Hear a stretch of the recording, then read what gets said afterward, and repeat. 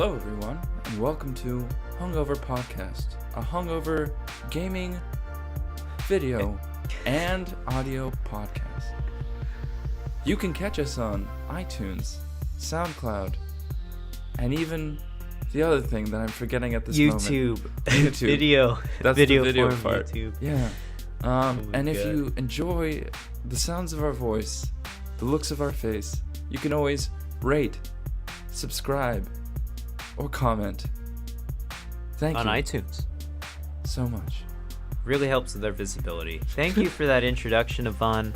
You're really trying to shake up the game, you know what I mean? You can't do it the same way every time or else it gets super boring. Then people get really pissed at you. And they start picking things out that you've been doing wrong. Yeah. Now, Ivan. Greetings and salutations or whatever. Greetings. Of course, I'm Julien, and that's Ivan. And we do a topical podcast every single week. If this is your first one, maybe you're just tuning in for this sweet, sweet Game of the Year discussion.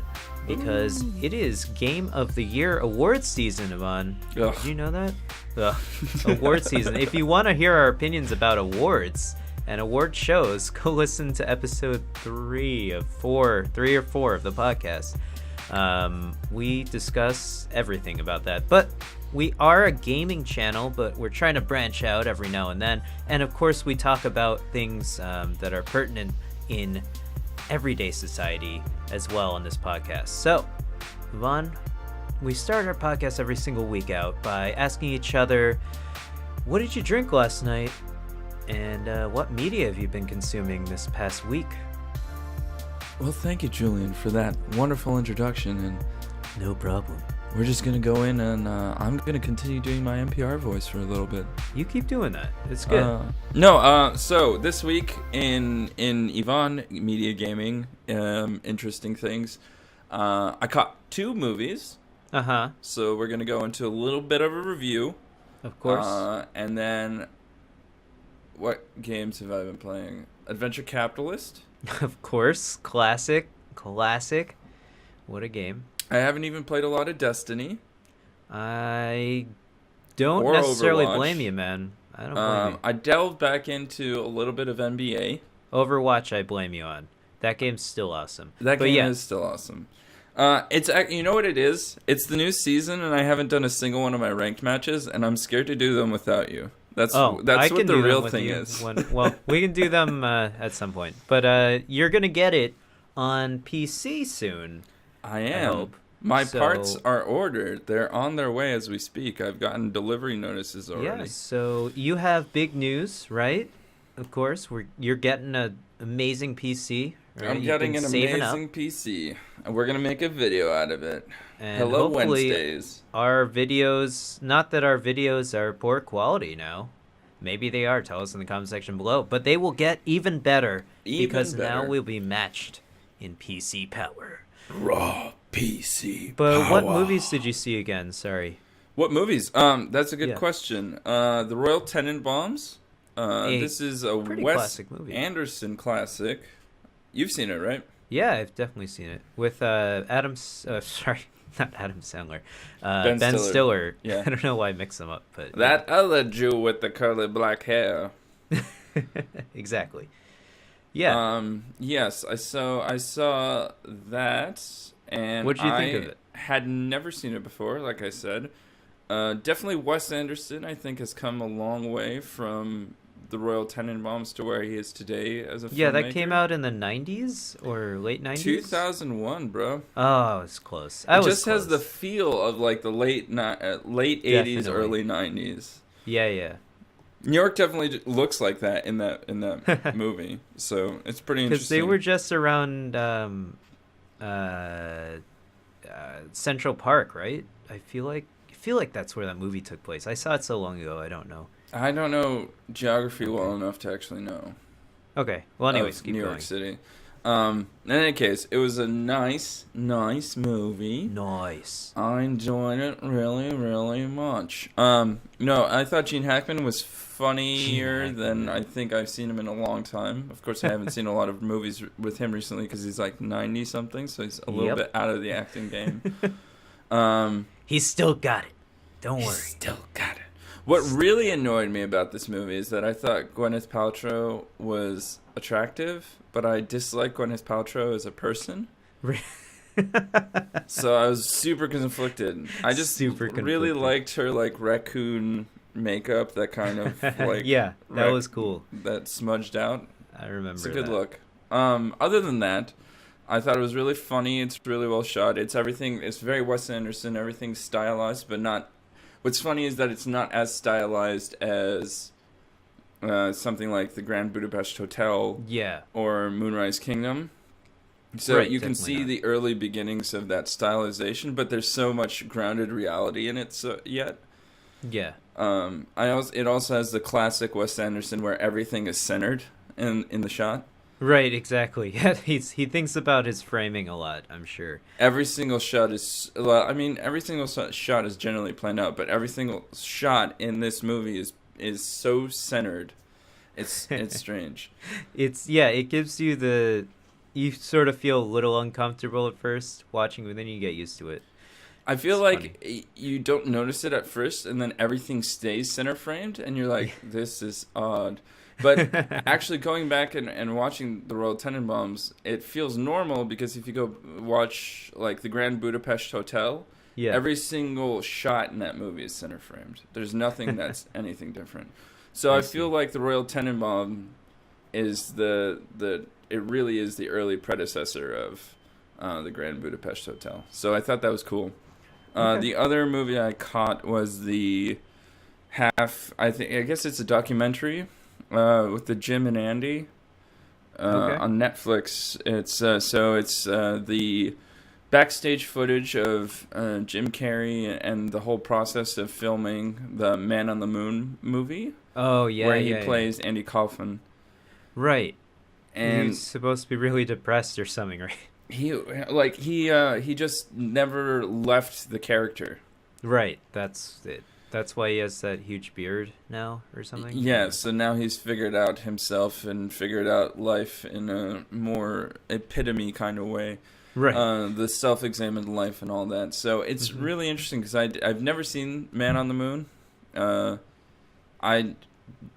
As an immigrant to this country, my family, there's certain things that I don't know about a pop Americana.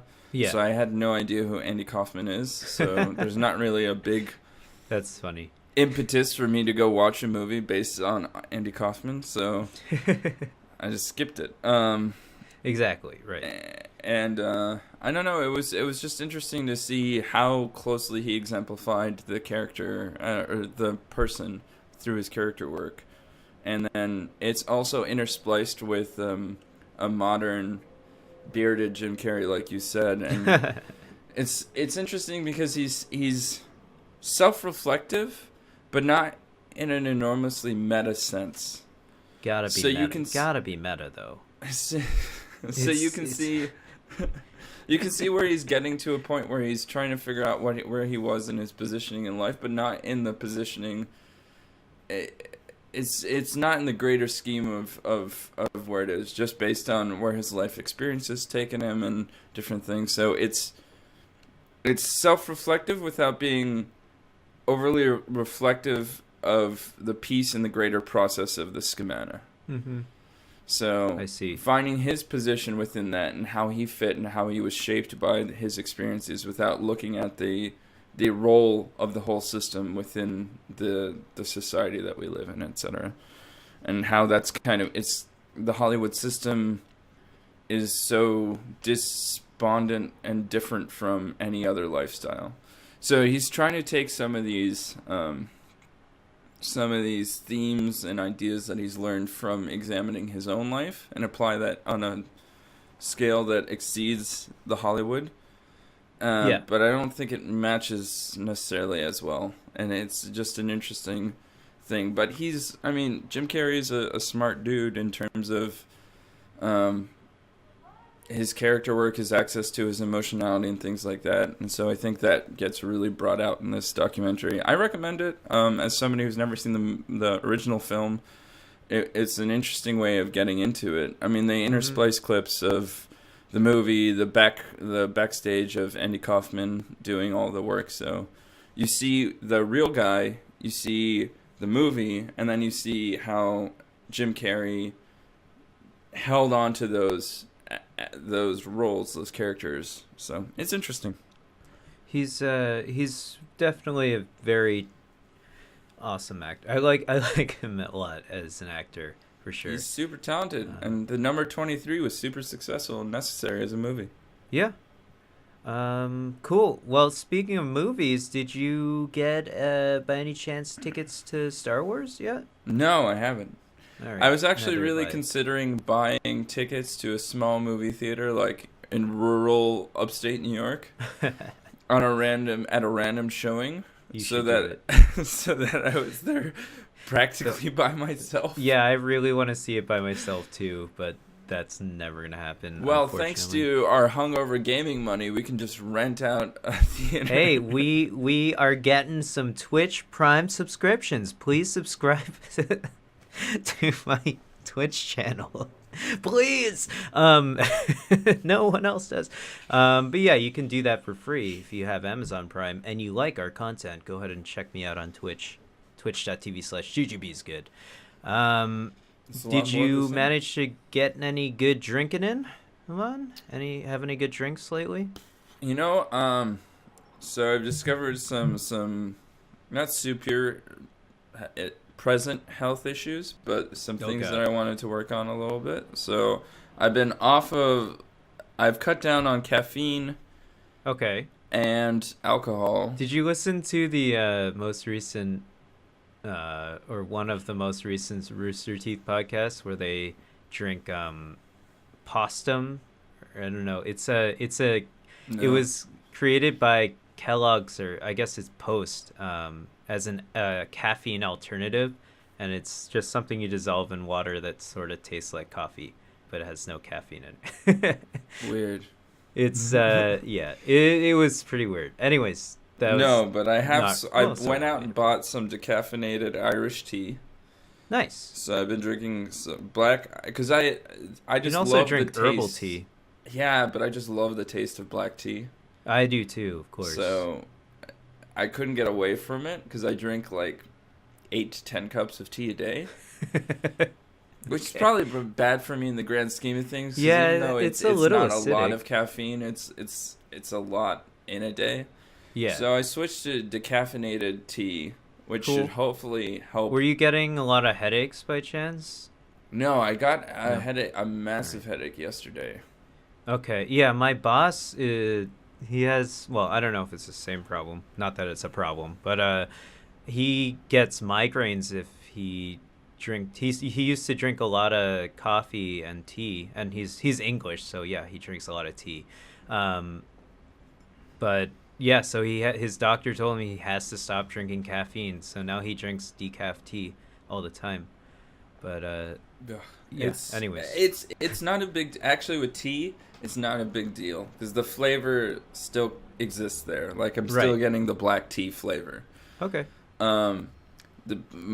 I still drink at 1 cup of coffee a day, so I haven't cut back completely. Well, 1 cup of coffee is not going to kill you. Exactly, that's it might kill me, but it's not going to kill you. So I've been laying off the alcohol lately, but since the last time we spoke also alcohol? So I've been laying off of alcohol and caffeine. That's good. But since the last time we had horrible a podcast, for you. Yes, it is. Yeah, it's just horrible for you. What did you just say? I'm sorry, there was a truck it doesn't that matter. passed by.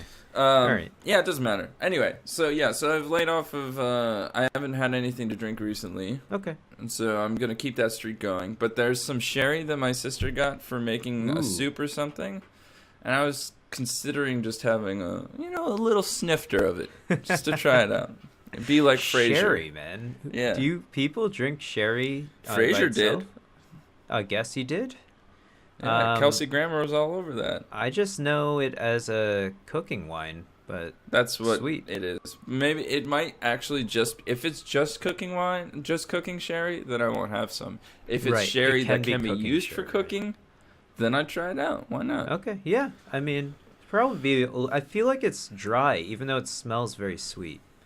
See, this is the questions. These is why you have to try it. It's why you have to try it. How about you, Julian? Cool. I've been in Boston. Well, aside from Thanksgiving, of course. I guess we haven't talked since then.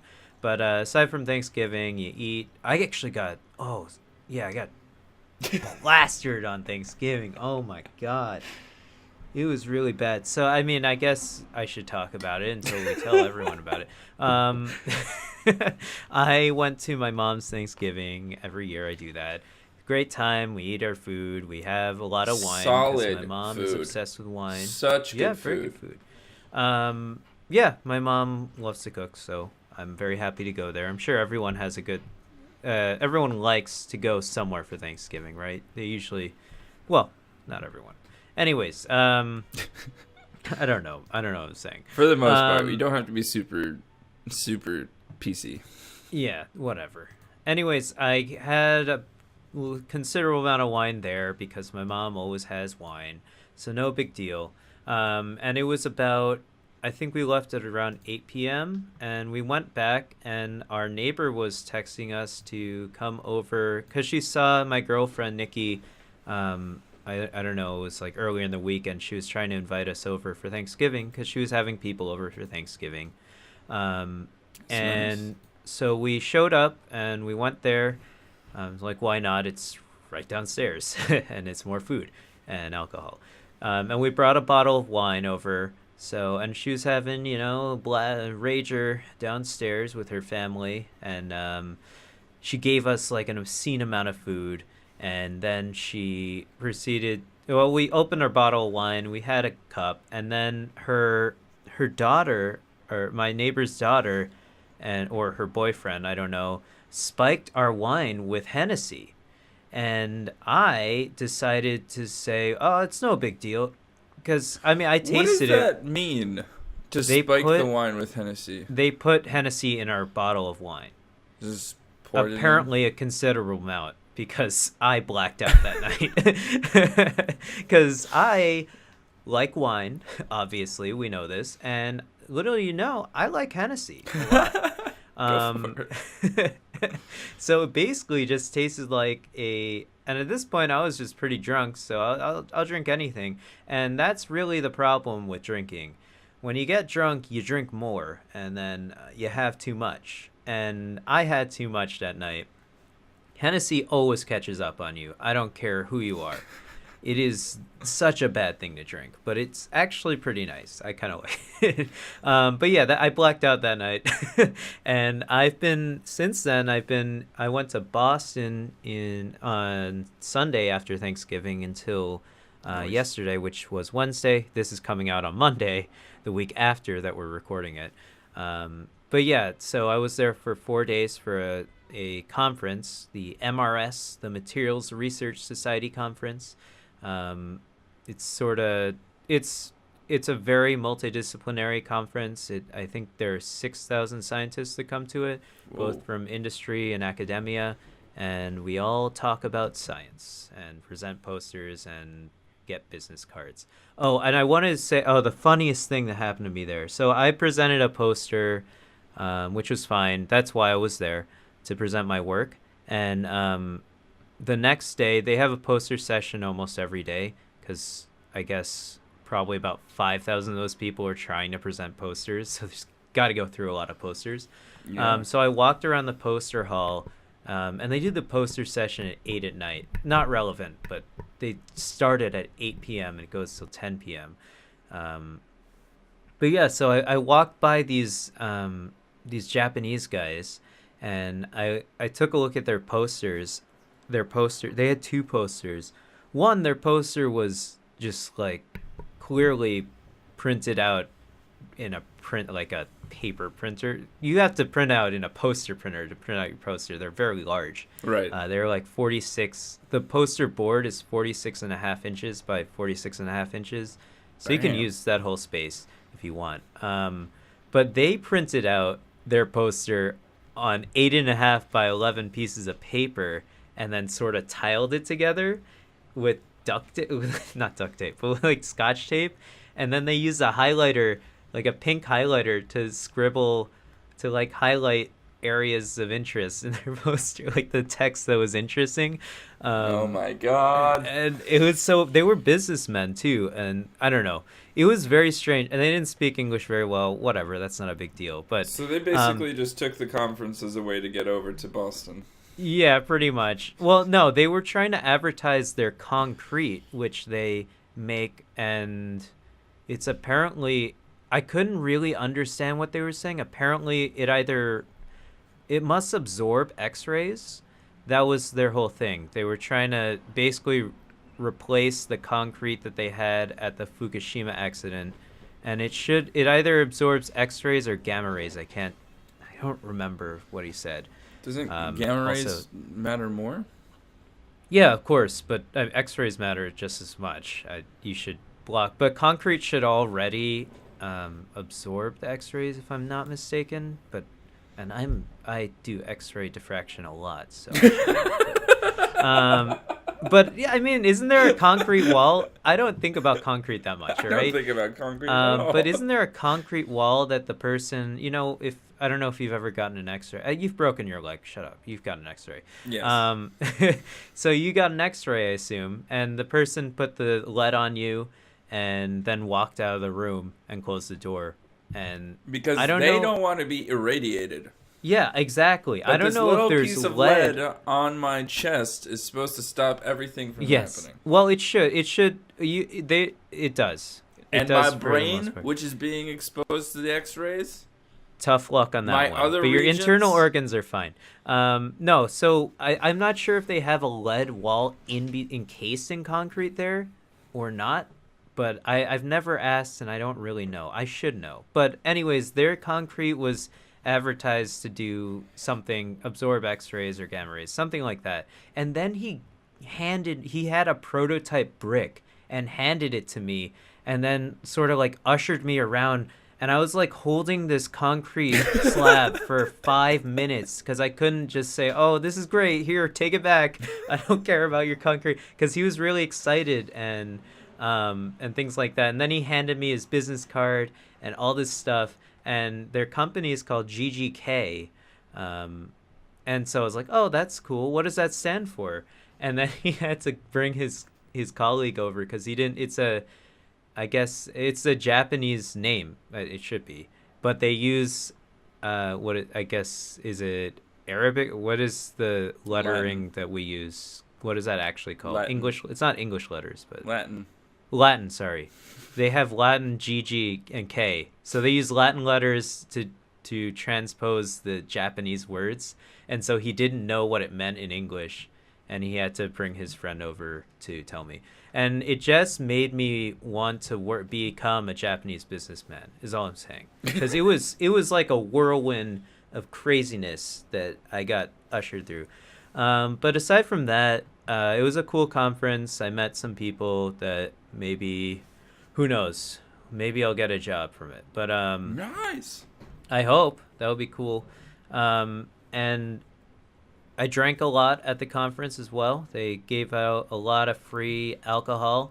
Solid. And being in Boston, I had to get some Boston Lager. So you Sam went to the Adams. Sam Adams Brewery. I didn't, but they have it on tap everywhere. I wish I went there, all right? I really wanted to go. That's next time.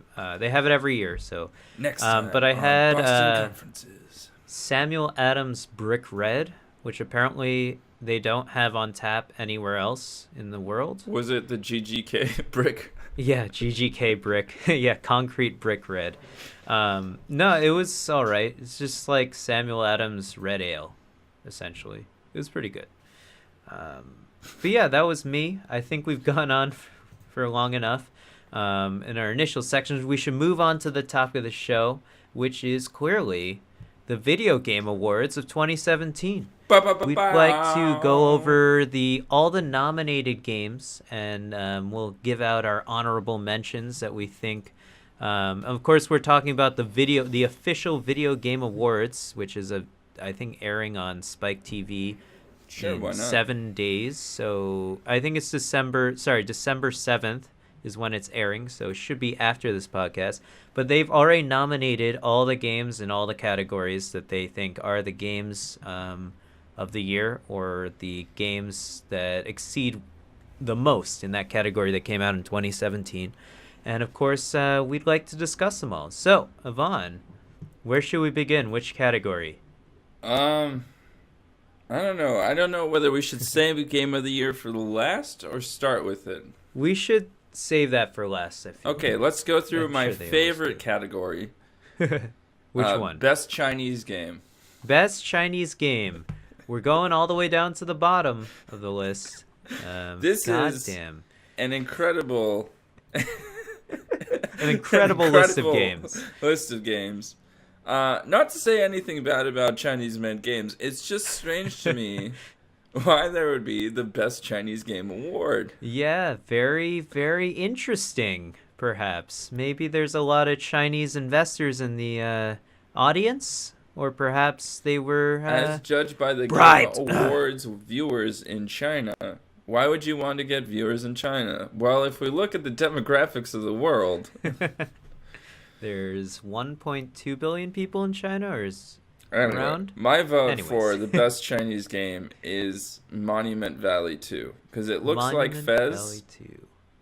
and I was Okay. a big fan of Fez. All right, well, mine is Gumballs, solely for the name.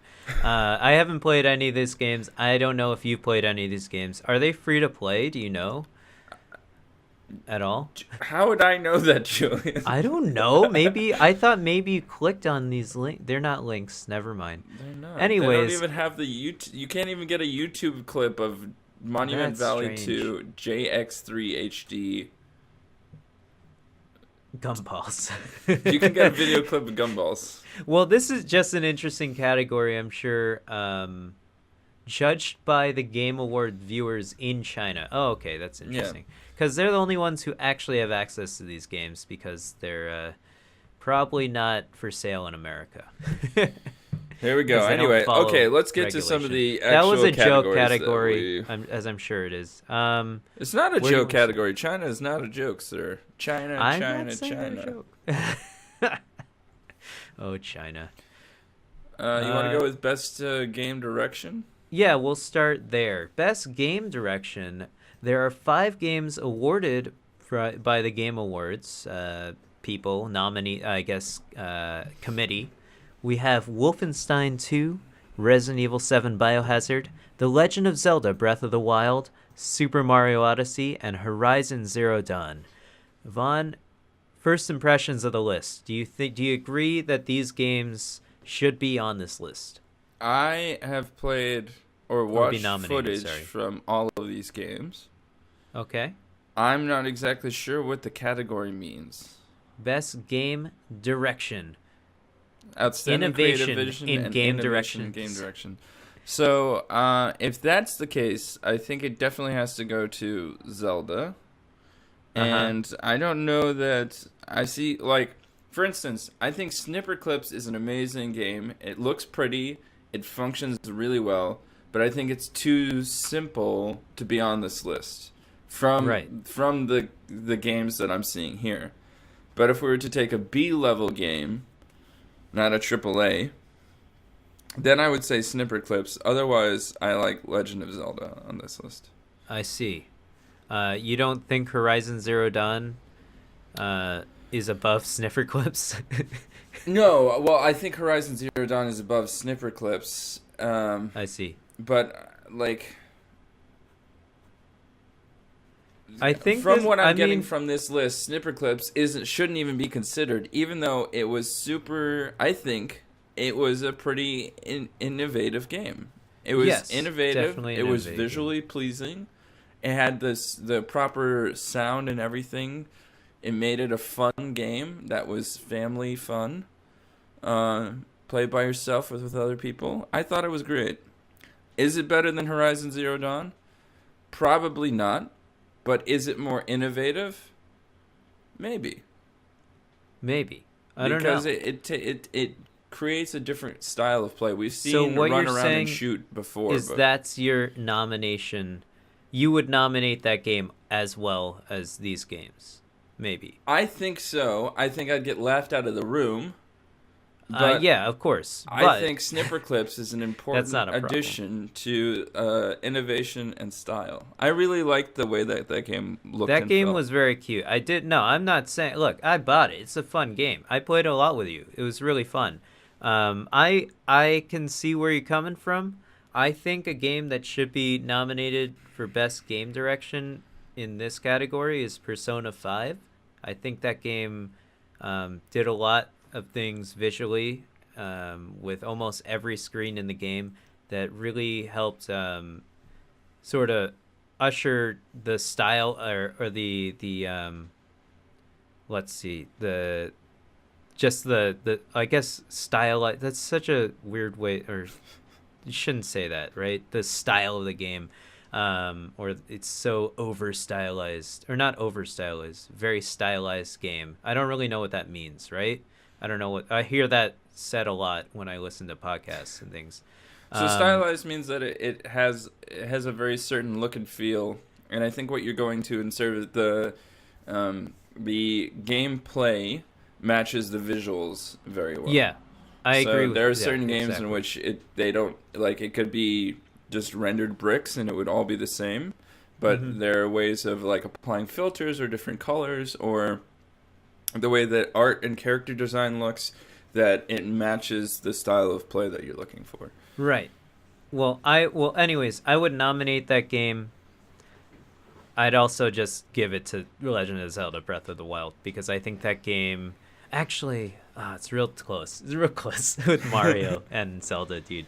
I would say for game direction, based on the word innovation, I have to go with Legend of Zelda, because that game really changed everything that you ever thought a Zelda game was, and it really did something completely different, even from just regular open world games. And it drew from it built upon a lot of great ideas that have come in between The Legend of Zelda, Skyward Sword, and this game, and it really solidifies itself as best game direction in my opinion, I guess.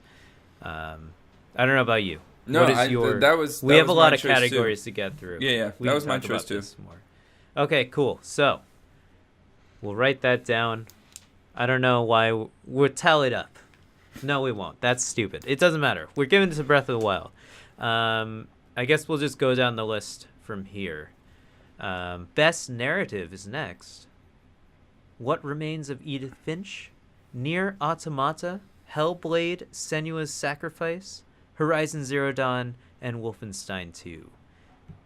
Where do we go?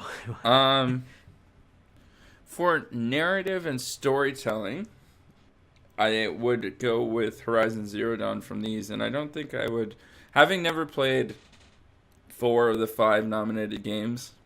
Neither did I. So, I never played Nier Automata, Edith Finch. I heard those are both good, and I really trust. So, Giant Sparrow is a game developer, publisher. What are they? They're developer. Developer that I really trust. I think. I don't know. So, I'm still going with Horizon Zero Dawn. I thought the story was awesome. It was really, really good. Okay, cool. Yeah, I agree with you. I only played Horizon Zero Dawn of this. Of course, we're not games journalists, so we don't have to play video games for a living. So, we're and not of course real if you tally up that price tag right there, if we wanted to play those games in the know, when they came out, they would all be, well, that would be 120, 180, 220. I don't know how much. Well, I assume What Remains of Edith Finch was $20. So $240 right there just to play those 5 games. But I agree with you. Horizon Zero Dawn. I think you'd be hard pressed to find anyone who didn't. I think that game really innovated. Of course, this is just best narrative that we're talking about, but I think it was a really fantastic game that came out earlier this year in February, and I think it unfortunately got caught up in that whole cycle of games that came out over the course of about a month. There were about 5 or 6 great games that came out, or at least large games that came out, high production value in terms. So I agree with you. Horizon Zero Dawn is on there, and for good reason. Yeah. So, best art direction for outstanding creative and or technical achievement in artistic design and animation. Destiny 2, Cuphead, The Legend of Zelda Breath of the Wild, Persona 5, and Horizon Zero Dawn. This is a tough category because I've seen and or played all of these games. Yes, exactly. And it's hard for me not to break from my love of Horizon Zero Dawn on this. Well, I think that that's true. I really like the just the design of the enemies alone in that game is absolutely amazing, right? They seem, I mean, the word natural doesn't really make sense in this sentence, but they seem so natural in that world, right? The way they move, the way the robots move is very well animated, and they all have these intricate weak points that you can pop off of them. Like they're so well designed, right? And it's just pretty. You walk around the world, and then you have that camera function. So you can the photo mode. Aloy. The photo mode is probably the best photo mode ever created in a video game, ever. You could spend an hour just framing a photo in that game, and it would be a work of art no matter what, because that game is beautiful. And just the varied environments also alone were amazing, breathtaking, I would say. And even Aloy as a character, even her character design is really cool. I think she has really cool all of armor their design, all of the human design with their intricacies of how to integrate old world, like primitive with our technology from now and then future technology, how it all integrates into one. It was really pretty. Yeah, I love that game a lot, man. I had a great time playing. I actually recently beat it, but at least I beat it. I want to give a shout out to Cuphead, definitely. I mean, these games being nominated is the shout out, but I think that game did something that, and still is doing something that no one else is doing in terms of visuals, and I think it's so cool. The way it works, and all the animations are spot on to 1930s cartoons and 1940s cartoons and things like that. They're really, and all the colors are really bold and pop out of the almost out of the level. I think that's really cool as well. I really enjoyed that game. I hope we get a chance to continue playing it. Yeah, on our channel. So in this category between the three, I think the three are Cuphead, Breath of the Wild, and Horizon Zero Dawn. Right. For me, I think personally Horizon Zero Dawn takes the cake, but I think it's basically a coin toss between any of the three. I think each of them, like if you talk about varied climates and terrain, Zelda has the same kind of thing. Exactly. And it's stylized in a different way. It's like this kind of cel-shady look to it. Yep. But they have some of the most beautiful vistas. Yeah, I think it definitely looked really good as well. I would personally give it to, for if I had to choose top three, Cuphead, Horizon Zero Dawn, and Persona 5. I think, because I just really like anime, so Persona 5 is up there for me. But I want to give it to Horizon Zero Dawn as well, because that game, my favorite part of that game, and well, I mean, there are plenty of things that I loved about that game, but in terms of the visuals, my favorite part is the lights that all the robots have on them for their eyes or their mouth. Usually they're weak points. I think those really popped out and looked I really like sort of a neon-esque color, and so they those were pretty much like neon lights. So I really like that a lot. And Julian, they animated the grass underneath the snow. Exactly right. There's such attention to detail there. I think so much time on it. Not to cut you off, but I think we can move on. It's fine. Yeah, no, I think we give it to Horizon Zero Dawn there. I think that game was beautiful. Best score / music for outstanding music, inclusive of score, original song, and or licensed soundtrack. Destiny 2, Cuphead, Nier Automata, The Legend of Zelda Breath of the Wild, Super Mario Odyssey, and Persona 5. Ivan, take it away. What's it gonna be? Zelda is up there. I think Cuphead is my favorite for this one. I don't get to hear the sounds when we record it, but when I get to go back and edit it, I get to listen to it, and I actually really do enjoy it. I think I would listen to the Cuphead soundtrack on its own. I actually have a friend who's never played Cuphead who just listens to the soundtrack. Really? Yeah.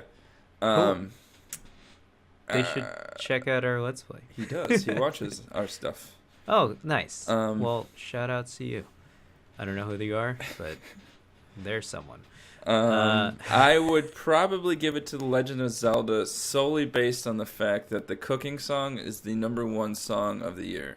I'm going to let you finish, but that is the best song in gaming of the year. I'll let you finish. I definitely love that game and the music in that game, and I think it's so subtly put into the game. So, I mean, a lot of video games, you'll just have a generic song or a really cool song that you like in the background just playing. But The Legend of Zelda, you'll go long stretches without hearing any music. You'll just hear Link doing his thing, swinging the sword or whatever he has.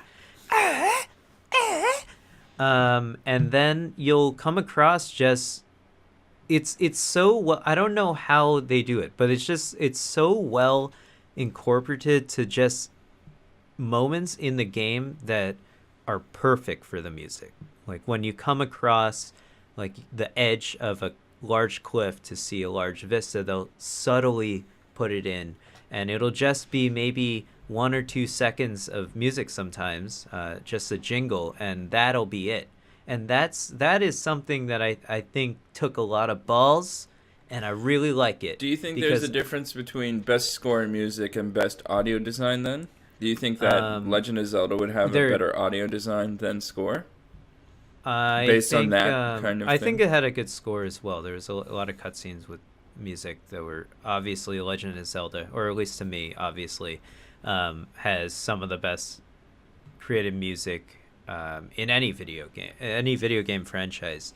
But I think there is a difference, you're right, but I think they can be grouped into the same category.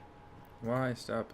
Well, we'll see. I guess if you're talking about audio design in terms of sound effects, then it can be different.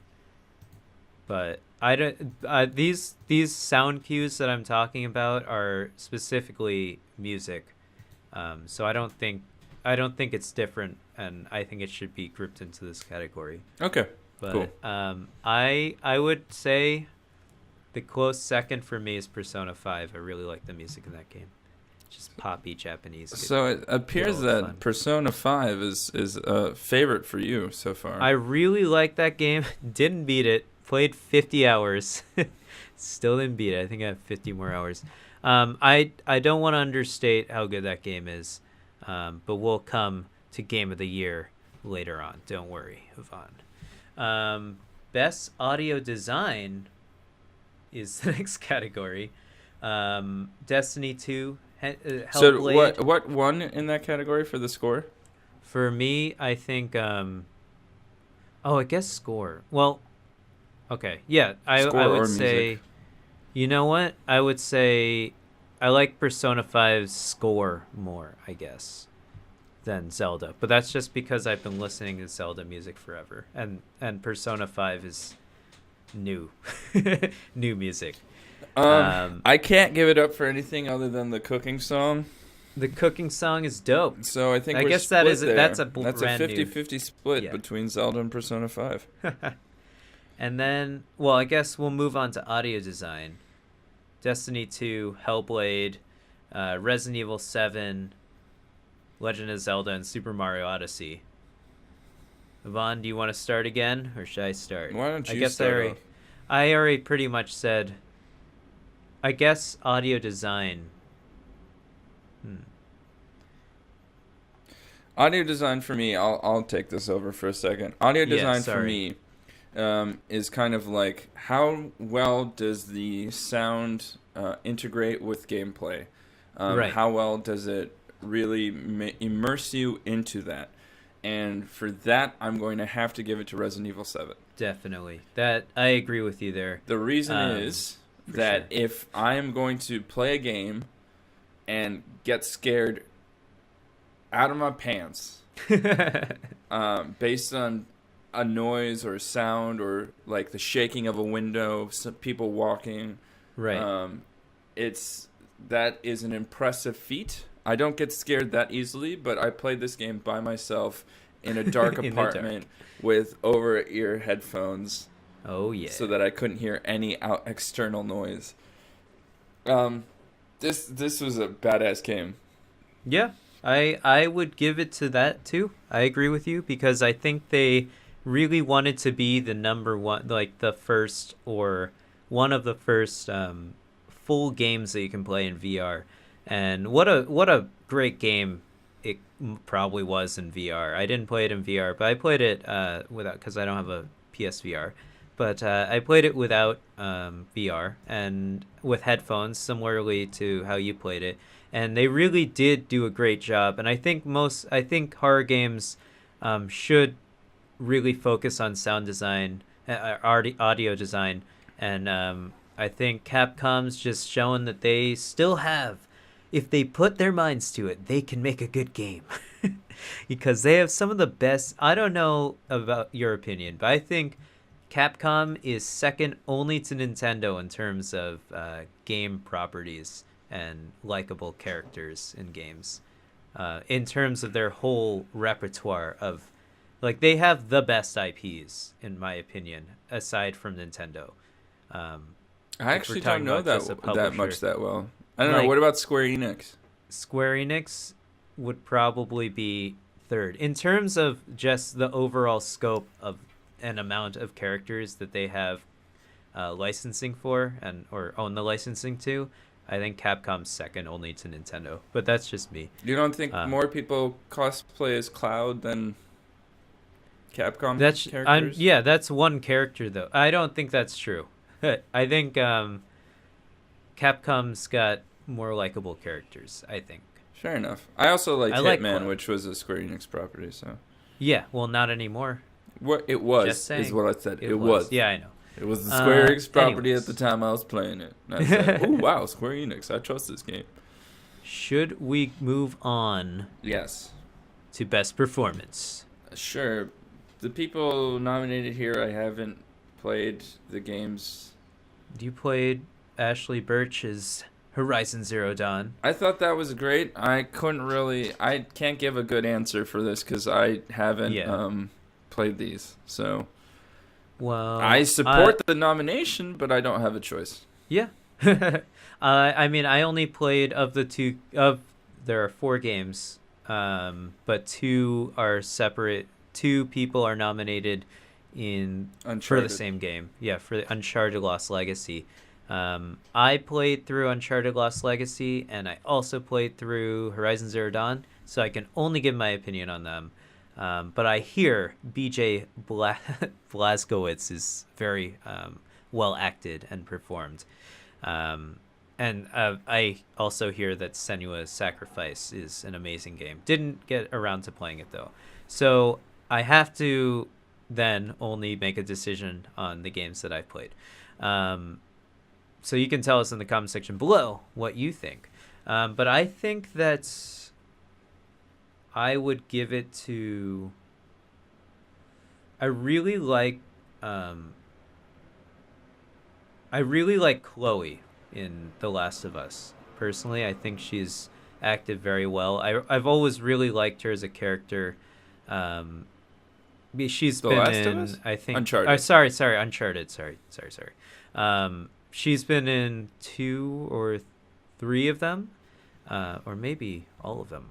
I can't remember, anyways. But I've always definitely really connected with her character a lot, and I think that has to be due to writing and performance. So I got to give it to Claudia Black, Uncharted: The Lost Legacy. But yeah, this is probably a category that not many people know much about, I would say, right? I would say that voice actors are not recognized enough by any means.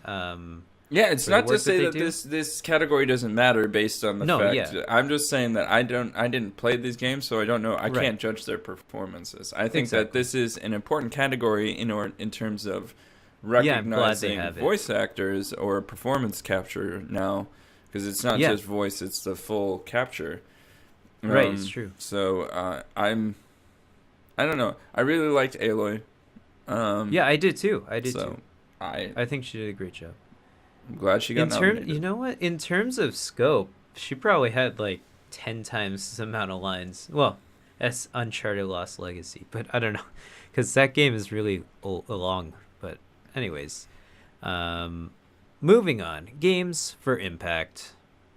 For a thought-provoking game with a profound pro-social meaning or message.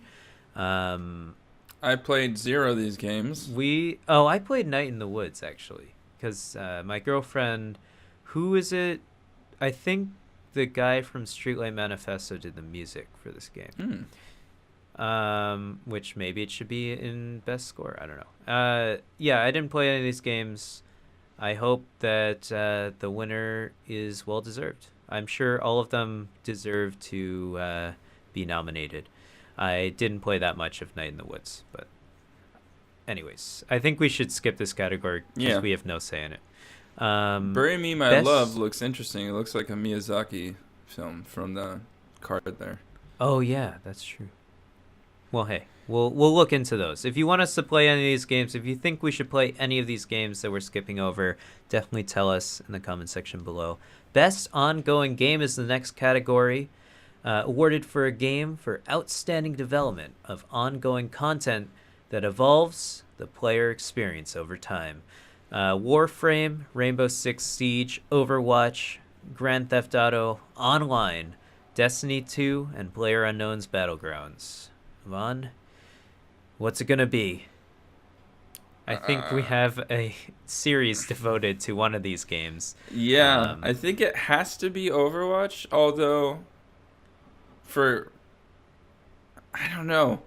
Here's my big problem. Since I got back from Turkmenistan, I feel so out of the loop with Overwatch because you missed like 10 updates and during really the summer. It just feels like for 4 months there were no updates, and then they dropped the hammer on like 6 different characters, a new character, new maps. Everything happened over the span of the 3 months that I was gone. They changed it's just how, like holy crap. Competitive games work. Everything changed. So I really feel out of the loop, and I don't feel there's no impetus, there's no pull for me to get back, because I also am super tired of the community. Oh yeah, I agree with you. That's sort of why. Yeah, it's so annoying. So every now and then, I get a game with some guys or gals that are at least willing to work together. You know, that's all I'm saying. Just talk it out. Just talk about it. Don't flame on somebody just because. Yeah. Whatever. You're not God's gift to gaming. You're in our ranking, so shut the hell up. I know, exactly. Anyway, so Overwatch, and they've been doing some things in order to curb the toxic community, but it's a lot, and it's actually so along with all of the changes that have ever happened in the world happening in the time that I was gone. And then just getting tired of the community. So I'll never solo queue anymore because I don't want to get yelled at. Well, then you'll be fine as long as you just don't play Widowmaker or Hanzo. They get the most. People who play those characters get the most shit thrown down their throat because they're sniping and apparently not contributing to the game. I mean, you have to wait and see if the person's bad at the character, right? I don't know. Anyways, that's a different discussion. Anyway, So Overwatch tends to, even as much as we love that game, Overwatch tends to drop out for me just based on that. And I think a lot of the enthusiasm that we initially had for this game, which wasn't small ever. It wasn't small. It was a huge selling game. Yeah. But it wasn't this. Yeah. Well, I'll tell you, I played some Overwatch over Thanksgiving break, and I had a blast. So I think we've taken our break and once from the game, and I think you getting it on PC will reinvigorate you to play the game, even though there are a lot of idiots on PC. I think probably, maybe not more, but it's certainly without a barrier to access on PC. There are a lot more people who have created Smurf accounts and things like that on PC, but that's a different story, I guess. But there is also a higher skill gap on PC. So, anyways, I think you'll like it more on PC because not only will it feel familiar, but it'll feel completely different because you're playing a first-person shooter on mouse and keyboard.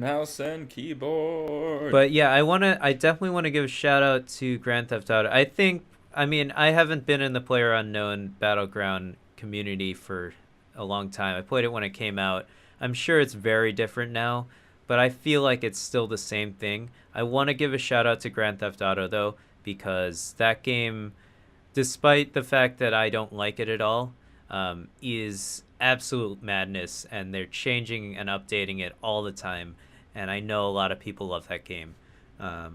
It is one of those games that it feels like, very good reason. If you don't have a ton of money, you don't get access to all the cool new things. I think, well, you don't get access to a lot of cosmetic things and guns, I believe. But vehicles then again, too. I'm not playing it. Yeah, right. So I'm not playing it, so I don't know how much money you have to sink into it, but I hear it's still fun to play. Surprise. We had a good time playing it. Exactly. All right, moving on. So did we pick a winner there? Oh, sorry. I'm picking Overwatch because I'm not going to pick Destiny 2 because that game just came out. Best ongoing game, we'll find out next year. And I didn't play that much of Battlegrounds. I had a lot of fun playing it, and I can't wait for you to get it. I want to play it with you. And I didn't play any other games. I'm going to pick. Shoot, I think I'm just going to pick GTA. Yeah. That's awesome. I think I'm going to pick GTA just because it's been, 5-6 years now, and it's still one of the best-selling games. Updated. And all the free DLC that they pump out and all the different things. I think it's coming to its tail end, and there needs to be a new iteration of it. We will see. Well, Red Dead Redemption, right? But I think it's a brilliant game. All right.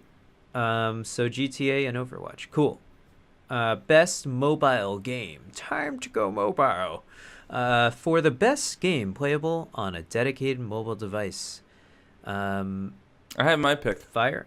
I'm sorry? I have my pick. Fire Emblem Heroes, Super Mario Run, Old Man's Journey, Hidden Folks, Monument Valley 2. Which one is it, Ivan? Marvel Puzzle Quest. Mine is the game that I've been spending a lot of time playing lately, is Animal Crossing Pocket Camp, because that game is pretty addicting. But I played a little bit of Fire Emblem Heroes. I didn't get into Mario Run. I heard it was pretty good. And we don't really play mobile games, so... Speak for yourself. I play a ton of Marvel Puzzle Quest. Sorry, never mind. We'll give it to Marvel Puzzle Quest because that game is dope. It is. You get agree. Wolverine for just signing up to play. That's surprising because they won't give you Wolverine in Marvel vs. Capcom Infinite at all. God damn. Anyways, best handheld game. I'm confused as to why there's not Breath of the Wild or Mario Odyssey on this, because the Switch is a handheld device. But we're going to go and look through these games. Poochie and Yoshi's Woolly World. My vote. Monster Hunter Stories. Metroid Samus Returns. Fire Emblem Echoes, Shadow of Valentia, and Ever Oasis. Did you play any of these games? No, but Woolly Don't World think so. looks super cute. It is a remake. Actually, it's a port with a couple editions of a Wii U game that was Wasn't it just Yoshi's Woolly World? Yeah, Woolly so World? Poochie is the new edition in this. Woolly World. Woolly. Say that 5 times fast. Woolly World. Oh god.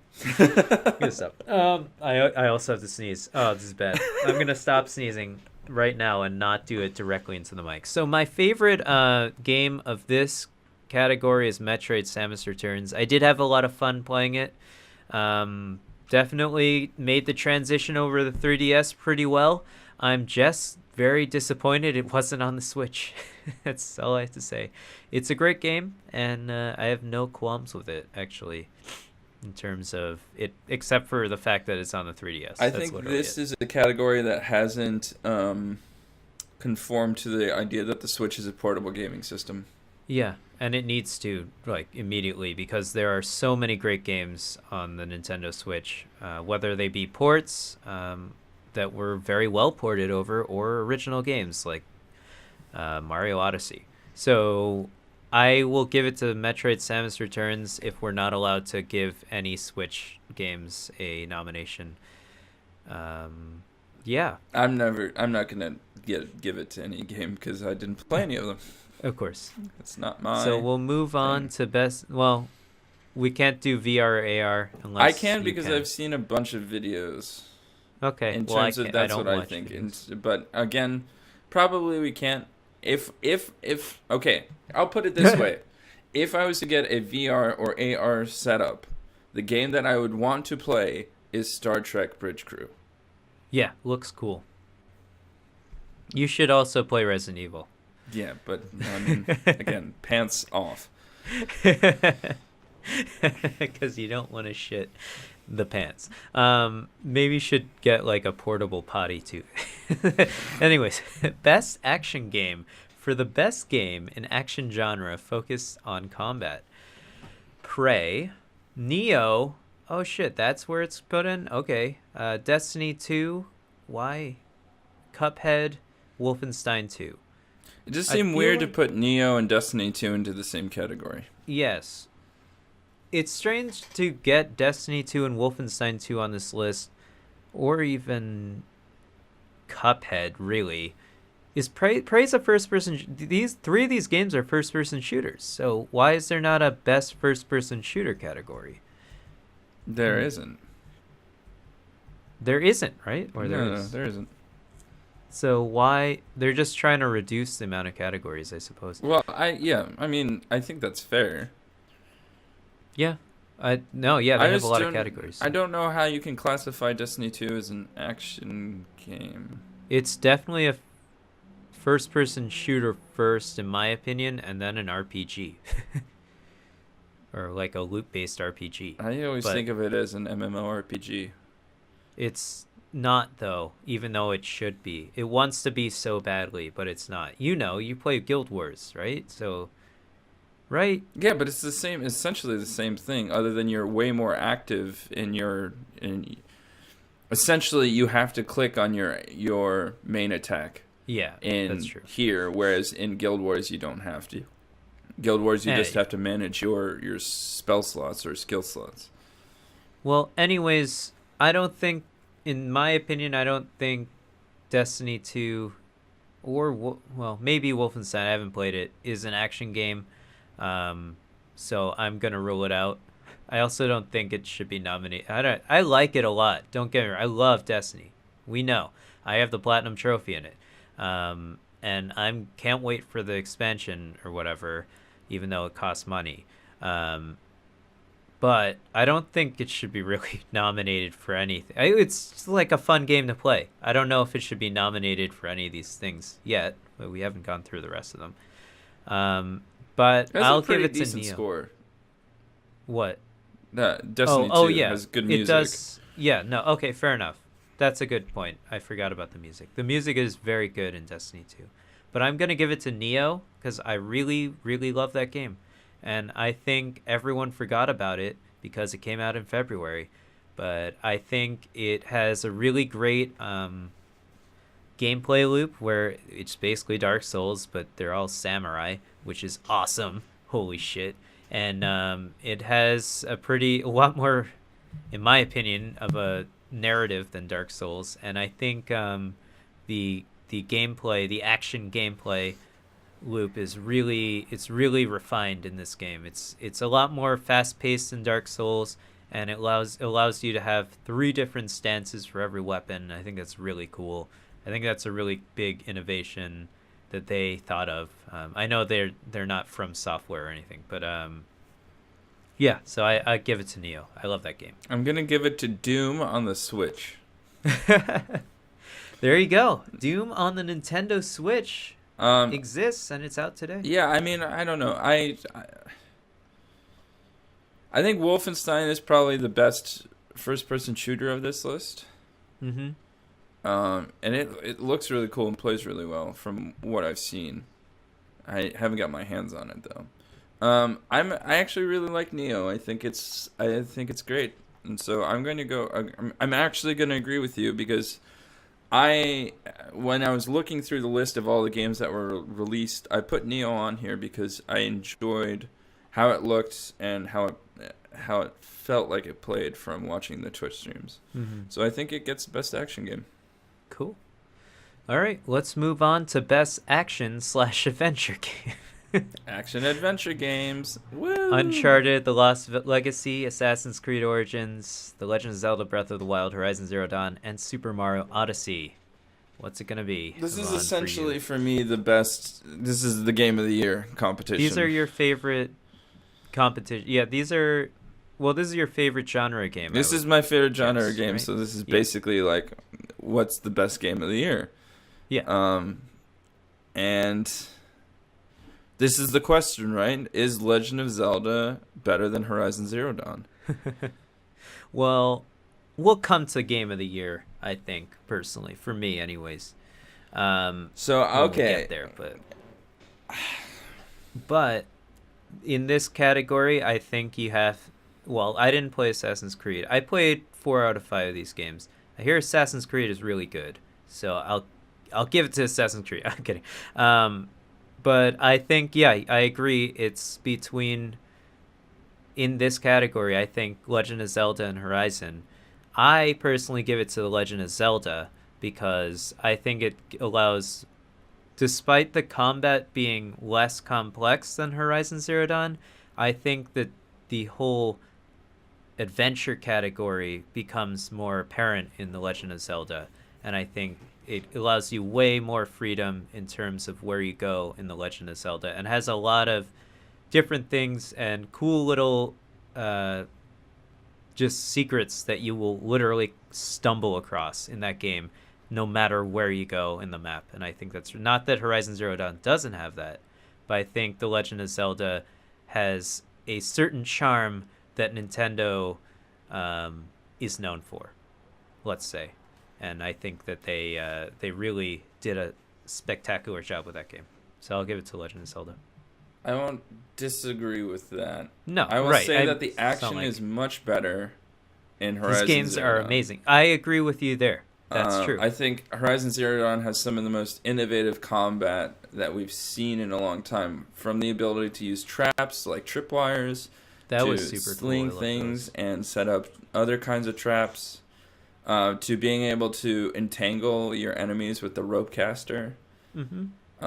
The amounts of different ways that you can approach a combat scenario in Horizon Zero Dawn are way more complex than in Zelda. I mean, in Zelda, I know that you can use environmental things to augment how things work, right? Like there's a fire. Apparently you can use make a flotation machine in that game with a bunch of different things. I saw videos really cool. Anyways, yeah, no, I agree with what you're saying. Keep going. The crafting system in Horizon Zero Dawn is also really good in terms of building your ammo out and all these different things. It does have a bunch of those adventure type build out your regimen. I think as far as an action adventure game goes, I have to give it to The Legend of Zelda. It is the original action adventure game, I think. It is also a question or at least of the original popular one. In an action adventure game, is more content important? Oh yeah. And I you think it went on too long? I think it is in an action adventure game. More content, not just like Assassin's Creed, we're just going to shit all over the mini-map. It's kind of crazy, the mini-map. But more content that is innovative. They actually got rid of the mini-map. Did you know that? No. I hate Assassin's Creed so much as a series now that I don't care. Any news that comes out about it, I just I haven't watched a single video walkthrough of the game other than Funhouse because I just enjoy Funhouse. Right. That's what we're trying to be for you guys. Don't care about the game, but you still come back for us. Anyways, I agree with... So you say Legend of Zelda? Yeah, I'm going to have to go with Legend of Zelda. But it's super close. Game. No, of course. Horizon Zero Dawn is an amazing game. Let's put it that way. I want to hit... We're running long. Yeah, I want to hit 3 more categories. Let's do that. Best role-playing game, South Park, Fractured But Whole, Final Fantasy 15, because Final Fantasy 15 came out in December last year after they closed the thing, whatever it's called, the ballot, I guess, or when games came out. Divinity Original Sin 2, Nier Automata, and Persona 5. You didn't play any of these games. But I would give it to Persona 5. Yeah, I gotta give it to Persona. I like Final Fantasy 15. It's a fun game. And I didn't play Nier yet. Key word is yet. I'm working on getting that game and finding some time in the near future to play it. But I did like what they did with Final Fantasy 15. I like the whole quirkiness to it, where you can just make these delicious looking meals. And it actually played a huge role in the game. And I liked that it was a bunch of boys on a road trip. I thought that was just a relaxing thing that a lot of games take themselves a little too seriously sometimes. And that's how I felt about South Park, The Fractured Butthole.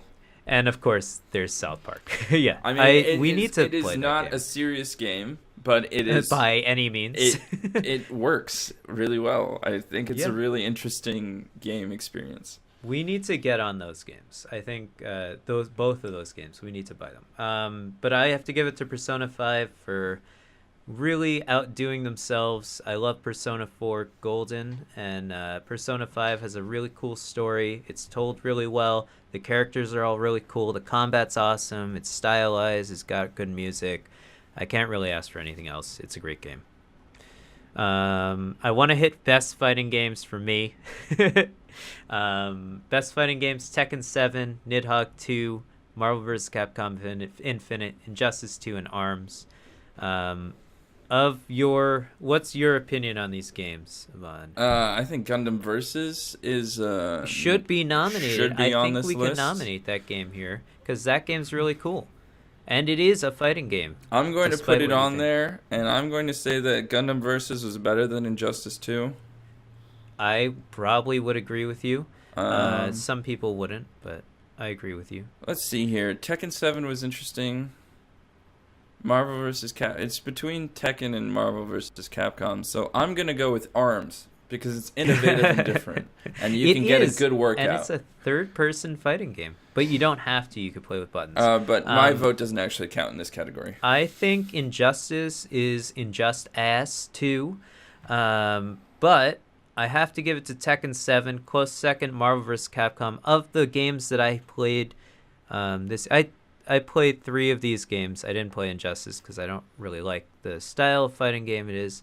But this is my first Tekken game, and I'll tell you, it really reinvigorated my love for fighting games this year. I didn't know that this year was going to be such a big year for fighting games. it actually was quite huge, and Tekken 7 got me really excited and back into fighting games, and it really helped me learn a lot about fighting games.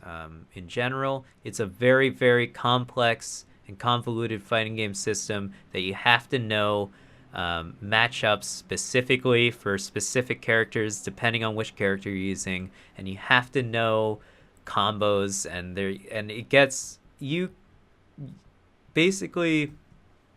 Street Fighter players have a tough time going from Street Fighter to Tekken, but Tekken players don't have nearly as much of a problem going from Tekken to Street Fighter. I would say that. It's definitely a really cool game. I'm disappointed in the lack of support for it. Not by the developers. They actually just released a new character. I was playing with him today. I had a lot of fun. Definitely back into that game now. But the problem is that there's there's tournaments, sure, but there aren't that many people. When you go on Twitch and you see what's popular and how many people are watching games, you'll see Tekken 7 pop up for tournaments, but not in the intermittent times when there's no tournaments. You'll see maybe 500 people watching Tekken 7, and that's really kind of diminishing, as opposed to if you see there's just no marketing in it, and you'll see Capcom's putting their full marketing force behind Street Fighter 5, and you'll see no one really like the general consensus about Street Fighter 5 is that it's kind of a bad game. But they're overhauling it next year, and I'm excited for that. It's a free update, I hope, for people who have the game. And I really want to nominate. I'm glad Marvel vs. Capcom was nominated. The game looks kind of crappy, but the gameplay of the game is so worth it. It's so much fun to play. The amount of crazy shit you can do in that game is crazy. It's out of control. And that's the kind of fighting game Marvel vs. Capcom should be. It should be the game that you're just mashing buttons and all this crazy shit happens. So, but I have to give it to Tekken 7 because I love that game, and I can't wait. Did you know they're putting Noctis from Final Fantasy 15 into Tekken 7? It's going to be exciting. No, that's interesting. Isn't he the one that takes pictures? No, that's Prompto. Yeah. Noctis is the emo guy with the black hair. Oh, the main guy. Yeah. And then did I ever tell you that on my way to Turkmenistan, there was like a 60, 70-year-old abuela watching the Final Fantasy Kingsglaive movie. Kingsglaive? That's so weird. Oh, it was like an elderly woman just watching Kingsglaive. Oh my god, Kingsglaive. Also, I didn't even see that. There was we flew on an older plane once where it didn't have the individual movie screens. It was like one screen that everybody had to watch. No way. Thank you, Turkish still have Airlines. Those planes? Yes. Sweet. This is a flight from Ashgabat to Istanbul. Oh, okay. So makes sense. Out of Turkmenistan. But how long of a flight was that? Just by the way. It's like 4 or 5 hours. Okay, just asking. Keep going. The movie that everyone was forced to watch was the 3D animated sequel to Starship Troopers. What? That's so weird. Is that just what they had on tape or something? No, it was one of the movies that Turkish Airlines says that you can watch. On a plane. On the plane. That's not hilarious. says that you can watch. Is available to watch, and for some reason, the Starship Troopers Traders of Mars was the movie that everyone was forced to watch. I don't know crazy, why. Dude. In any case, let's move on. Category that I want to fold in before we get to Game of the Year. Best strategy. No, because I actually haven't played any of the best strategy games because I don't have a PC that can run XCOM 2. Although obviously it's coming. XCOM 2 is the clear winner. Yes. Best remaster, Full Throttle. Okay, that's what we're weaving in. Of the remaster games that came out that Ivan played, it is Full Throttle. And I didn't play any remasters this year. I'm looking into getting Final Fantasy 12, however, because I never caught that game. So yeah, we've gone on very long, but we have to hit the Game of the Year before we end the podcast, of course. Of course. So the Game of the Year recognizes a game that delivers the absolute best experience across all creative and technical fields. Ivan, they are as follows: The Legend of Zelda Breath of the Wild, Super Mario Odyssey, PlayerUnknown's Battlegrounds, a early access game, Persona 5, and Horizon Zero Dawn. What is your nomination, Ivan? Well, I don't have any additional nominations. Uh-huh. And I think we all know what my selection is. Although I said that the best action-adventure game of the year Battlegrounds. was Legend of Zelda Breath of the Wild, I think that the best game of the year is Horizon Zero Dawn. From the aesthetic to the gameplay to the narrative, which is bazongas, an incredible amount of care put into things, from the grass being animated beneath snow to the look of the enemies and the characters that you interact with. The voice acting is pretty darn good too. I think that Horizon Zero Dawn presents a new step in innovation, design, and gameplay, and I think it is the game of the year. The game of the year. I almost agree with you, Ivan. You see, it comes down for this. So the game I think objectively, the game of the year is The Legend of Zelda Breath of the Wild. For all the reasons that I've probably mentioned in this podcast. All right? I think objectively, it is Legend of Zelda Breath of the Wild. But the game of the year for me is actually, of these games, is Super Mario Odyssey for me. But that's just because I love Mario. He's my boy, all right? Mario's my boy. And let me tell you, I did not have more fun and more joy than playing Super Mario Odyssey this year. In fact, I actually legitimately applauded them when the credits rolled in that game. I had so much fun playing that game.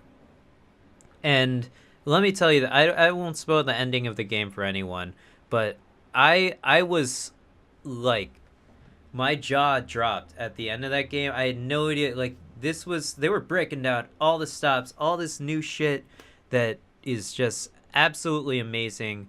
If you have a Nintendo Switch, or if you don't, you should get one, I think, personally, and you should get this game. And play through it. I won't spoil the ending, but it's really, truly amazing, and it's something that they've never done in a Mario game, to my knowledge. And I've played a lot of them, and it's just the level. They've made so many Mario games, and the fact that they can just completely change up the game and make you feel like a kid again, man.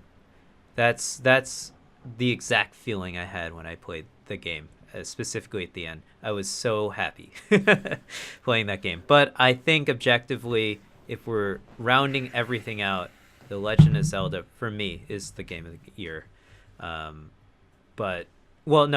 Objectively, in terms of categories won in this whole award ceremony. But then again, how do you decide the game of the year, Ivan? I don't know. What I also think is interesting is that if you look at this, 4 out of 5 titles are console only. Yes, 2 are Switch. 2 are all you PC haters, PS4. And PlayerUnknown's Battlegrounds is going to be the sole representative member from the Windows Xbox clan as well. So it's PC and Xbox. But yeah. There you go.